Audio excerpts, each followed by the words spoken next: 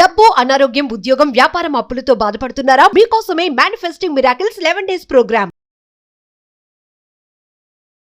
Hi hello నమస్తే, welcome back to Suman TV. ప్రస్తుతం మనతో పాటు ఉన్నారు పబ్లిక్ స్పీకర్ రజనీ రామ గారు. నమస్తే మ్యామ్. నమస్తే Naveena. Ma'am, Aghori Varshini latest update ఏంటంటే అఘోరికి ఆల్రెడీ ఫస్ట్ భార్య ఉందంట. అట్లా వినడానికి ఎంత ఆశ్చర్యం వేస్తుందంటే, అసలు ఏంటి అఘోరితో పెళ్లి చేసుకోవడం ఏంటి, ఆడపిల్లలకి ఏమవుతుంది అసలు, భక్తి అంటున్నారు, అది అంటున్నారు, ఇది అన్న సమాజం అంటున్నారు, పోరాడాలి అంటున్నారు.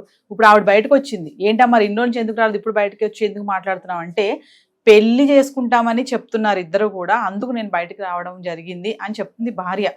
మరి ఆమె భార్య అనుకోవాలా, భక్తురాలు అనుకోవాలా, మరి కూతురు అనుకోవాలా, ఏమో అర్థం అవ్వట్లేదు. ఒక్కసారి ఇది ఏమనుకోవాలనేది పక్కన పెడితే, ఈ అఘోరి మనకేం చెప్పాడు?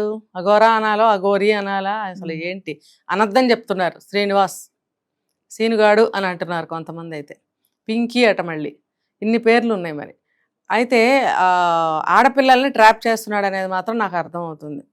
ఎందుకు అనంటే, నా ఒపీనియన్ నేను చెప్తా. అతను జెండర్ చేంజ్ చేసుకున్న ముసుగులో, అంటే జెండర్ ముసుగులో వాడు ఒక అబ్బాయి. ఓకే, అంతే. ఇప్పుడు కోరికలన్నీ మామూలుగానే ఉంటాయి. ఇప్పుడు అమ్మాయిలు కావాలి అతనికి, ఎందుకంటే స్త్రీ కాదు, అబ్బాయి కావాలి అనుకోవడానికి. వాడు మగాడు కాబట్టి ఒక లేడీస్ కావాలి. అంటే సెక్స్ పరంగా వాడు అన్ఫిట్ అయినప్పటికీ కూడా మిగతా భావాలు మిగతావన్నీ మామూలే. మగాడు కాబట్టి వాడి ఫీలింగ్స్ కానీ చేష్టలు కానీ అన్నీ అలాగే ఉంటాయి. ఉన్నప్పుడు వాడికి అమ్మాయిలు కావాలి. అంటే నువ్వు అది సెక్స్ చేయలేకపోయినా కూడా అమ్మాయిలతో నువ్వు ఎట్లా అంటే స్పెండ్ చేయగలుగుతావు. ఒక మాటల ద్వారా కానీ, హగ్గుల ద్వారా కానీ, ఇంకోటి కానీ అన్నీ చేయగలుగుతాడు, అది ఒక్కటి తప్ప. వాటి కోసం వాడికి కూడా డిఫరెంట్ అమ్మాయిలు కావాలేమో. వస్తుంది, కొత్త అనుమానాలు వస్తున్నాయి ఇవన్నీ చూస్తుంటే. చెప్పాడు మనకి, ఇంకా ఉన్నారు 10 మంది వరకు అమ్మాయిలు, మళ్ళీ నిన్న మొన్న విన్నా 5-6 ఉన్నారు ఇంకా అని. మనకి కొన్ని సందర్భాల్లో 2-3 పెళ్ళిళ్ళు అయ్యాయట అని కూడా విన్నాం. అంటే అలాగా భక్తి ముసుగులో తాళి కడితే, ఇప్పుడు చూడండి దేవుడితో పెళ్ళయింది అని చెప్పి తాళి కట్టిస్తారు ఒక్కొక్క సందర్భంలో. అలాగా జనం ఏంటంటే మూఢనమ్మకాలు ఎక్కువ, విశ్వాసం కదా వీళ్ళకి, మూఢనమ్మకాల మీద భక్తి ముసుగులో అన్ని నమ్మేస్తారు. భక్తి ముసుగులో సర్వస్వం కోల్పోయిన వాళ్ళు ఉన్నారు. ఆస్తి పరంగా కానీ, కుటుంబాన్ని కానీ, శీలం కానీ. ఇప్పుడు మనం ఎన్ని చూడలేదండి, స్వామీజీలని, గురూజీలని, సాధువులని, వాళ్ళ దగ్గర ఎంతమంది ఆడవాళ్ళ జీవితాలు కోల్పోలేదు. కొత్తగా చాలా సమాజాల గురించి కూడా మనం ఆ సమాజం వాళ్ళు, ఈ సమాజం వాళ్ళు అని వినలేదా మనం? ఇవన్నిట్లో కూడా అవే కదా జరిగాయి దాదాపుగా.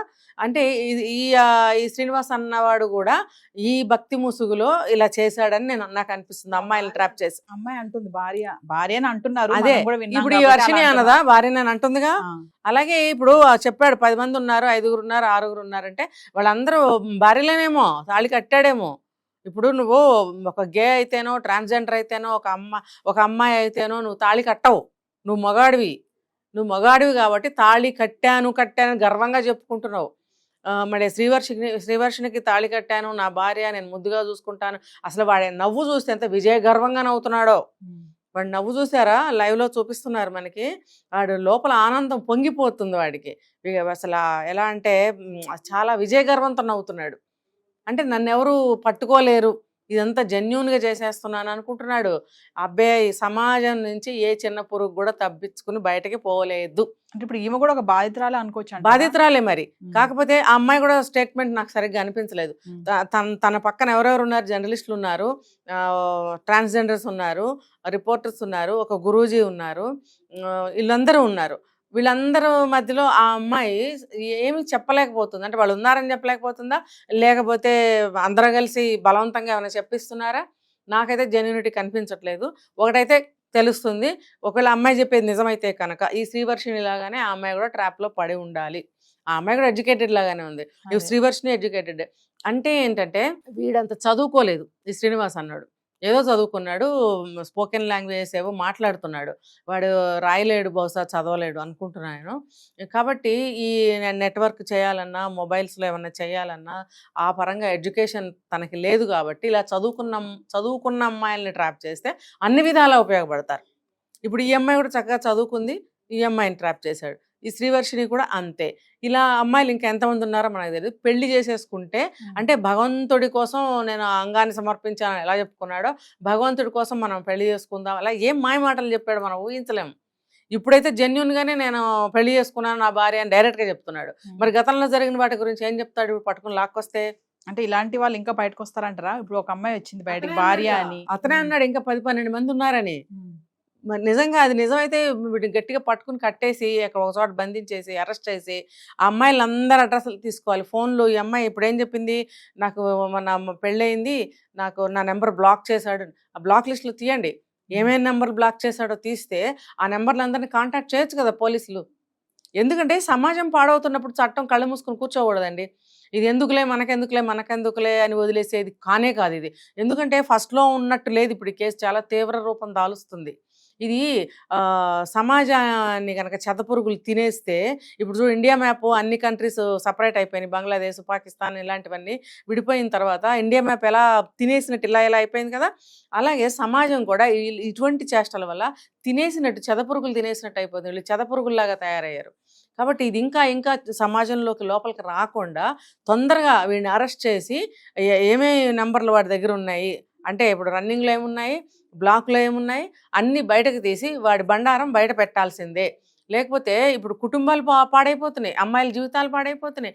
ఈ అమ్మాయిలను చూసి వేరే అమ్మాయిలు టెంప్ట్ అవ్వచ్చు, అట్రాక్ట్ అవ్వచ్చు. ఏమైనా తప్పేంటి అనే భావనలోకి వచ్చారంటే మాత్రం దీన్ని అరికట్టలేం. అలా వచ్చింది కాబట్టే కదా మేడం ఈ అమ్మాయి అలా ఇంకా మళ్ళీ ఇంకా వచ్చి మళ్ళీ వెళ్ళిపోయింది. ఇంకా అప్పుడు అమ్మాయిలు చాలా విశృంఖలంగా ఉన్నారు. ఎలాగా నేను ఉండాలనుకున్నాను అలా ఉంటున్నాను అనే స్టేజ్లో ఉన్నారు ప్రతి అమ్మాయి. సిగరెట్ తాగాలంటే సిగరెట్, మందు తాగాలంటే మందు, చిన్న చిన్న బట్టలు వేసుకోవాలంటే, జుట్టు కత్తిరించుకోవాలంటే, తన ఇష్టం వచ్చినట్టు ఉండాలంటే ఉంటున్నప్పుడు వాళ్ళు చేసినప్పుడు నేను చేసే తప్పేంటి అనే భావనలోకి వస్తే మాత్రం ఇక ఈ సమాజాన్ని కానీ ఏ కుటుంబాన్ని కానీ అసలు ఎవ్వరు భగవంతుడు కూడా కాపాడలేడు. అంటే ఇప్పుడు ఈ వచ్చిన భార్య ఎవరైతే వచ్చారో బయటికి అంటున్నారో, మళ్ళీ ఇంకో 2-3 అమ్మాయిలు కూడా మళ్ళీ వస్తారంటారు బయటికి. రావచ్చు, ఎంక్వైరీ కూడా ఖచ్చితంగా చేయాలండి. లేకపోతే ఈ గురూజీలు లాంటి వాళ్ళు వీళ్ళు కూడా ఏం వదిలిపెట్టట్లేదు, పీకి పాకం పెట్టి ఎలాగోలా లాక్కొస్తారు. చూడండి కావాలంటే కనీసము పెళ్లి చేసుకోకపోయినా ఇలా అట్రాక్ట్ అయ్యాము అనే అమ్మాయిలు కూడా ఉన్నారేమో.